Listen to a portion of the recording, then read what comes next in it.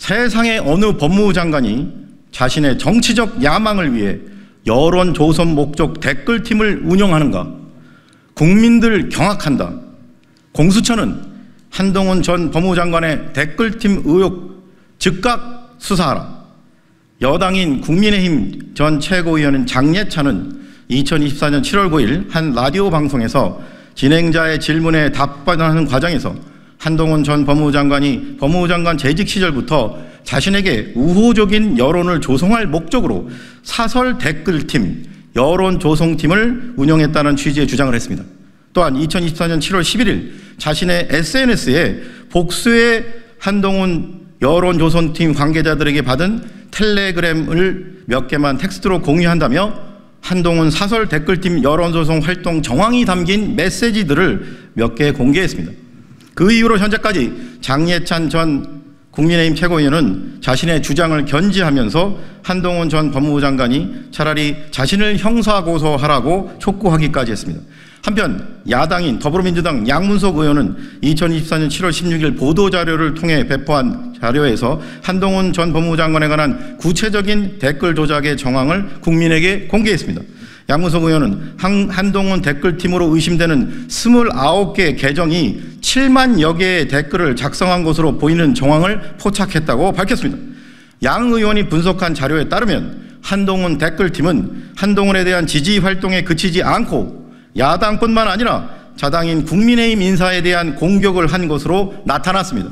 특히 윤석열 대통령과 김건희 여사에 대해서는 초기 우호적인 입장이었지만 갈등이 불거졌던 이후부터는 비판적인 입장으로 선회해 최근까지 입장 변화 없이 활동을 이어온 것으로 드러났습니다.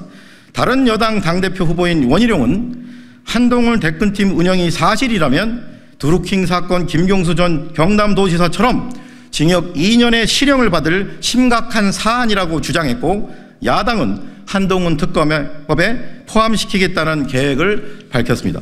이에 다음의 혐의로 피고발인 한동훈을 공수처에 고발합니다. 1. 직권남용 권리행사 방해의 점.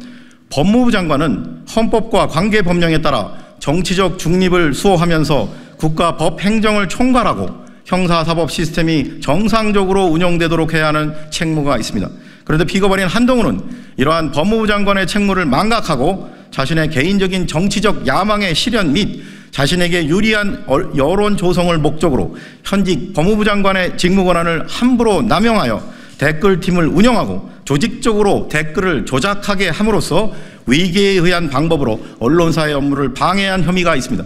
결국 피고발인 한동훈은 현직 법무부 장관의 자리에서 자신의 직무 권한을 남용하여 자신에게 우호적인 여론 조성을 통해 정치적 야망을 실현할 사적인 목적으로 댓글팀을 운영하는 방법으로 특정 언론 기사에 인위적인 댓글을 작성하여 여론을 호도하는 등 민주주의의 근간인 언론의 자유 및 국민 여론을 심대하게 왜곡하는 것은 물론 국가공무원법에서 엄격하게 금지하는 정치운동을 함으로써 정치적 중립 의무를 파괴하였으므로 직권남용 권리행사 방해죄의 죄책을 져야 마땅합니다.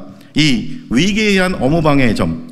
드루킹 사건에서 김경수 전 경남도지사는 19대 대선에 출마한 문재인 후보와 더불어민주당에 유리하도록 댓글 및 추천, 검색어 등을 작업하고 타 후보 비방 등 여론 조작을 벌인 업무방해 혐의로 한때 대권 주자로도 거론되었으나 징역 2년의 형량을 확정받아 경남도지사직을 상실하고 수감된 바 있습니다. 피고발인 한동훈 역시 현직 법무부 장관의 자리에 댓글팀을 운영하면서 언론사에 대해 동일한 태양의 업무방해 범죄를 저질렀다면 김경수 전 경남도지사와 마찬가지로 위계에 의한 업무방해 죄책을 지고 엄정히 처벌돼야 마땅합니다. 장해찬 전 국민의힘 최고위원은 피고발인 한동훈의 업무방해 혐의와 관련된 텔레그램 메시지 등을 공개했으며 양문석 의원도 관련 분석 자료를 국민에게 제시했습니다. 이에 위처럼 피고발인 한동훈을 고발하오니 법 앞에 평등이라는 헌법 규정이 국민의 한 사람인 전 법무부 장관에게는 달리 적용되어 형사사법 시스템에 대한 국민의 신뢰를 더욱 붕괴시키는 일이 없도록 피고발인 한동훈의 혐의에 대해 철저히 수사하고 엄중히 처벌하여 주기를 사법정의를 바라는 수많은 국민을 대신하여 강력히 촉구하는 바입니다. 2024년 7월 18일 사법정의 바로세우기 시민행동. 네.